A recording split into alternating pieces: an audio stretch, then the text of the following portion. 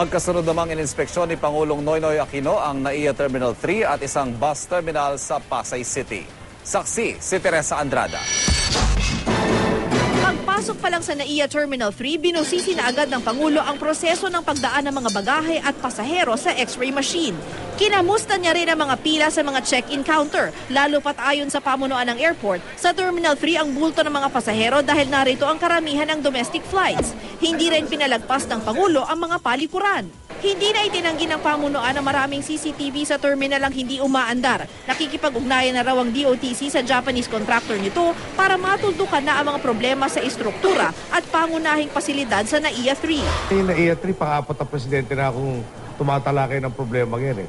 Lahat na, hopefully, matatapos natin itong Nobyembre yung ibang mga negosasyon para maitapos ang bumbu yung building na yan.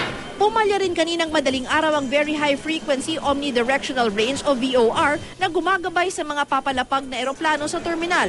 Dahil dito sa Clark Airport dumiretso ang 11 eroplano ng Cebu Pacific. The main runway 0624 is undergoing resurfacing, no? And this has been going on since January. It is supposed to be finished by September, end of September. Kaya lang inabot tayo na katakot-takot na ulan, katakot-takot na habagat, so na-move. So we expect the job to be finished sometime in November. Alas 7 ng umaga na naayos ang VOR ng NAIA, pero nagdulot pa rin ito ng delay sa mga sumunod na flight. Matapos ang paliparan, sunod na ininspeksyon ng Pangulo ang Pasay Bus Terminal ng Philtranco. Mukhang on schedule tayo at mukhang kanina maayos naman yung mga nakita natin pasahero. Pati rin dito, sa Philtranco, no? Teresa Andrada, ang inyong saksi.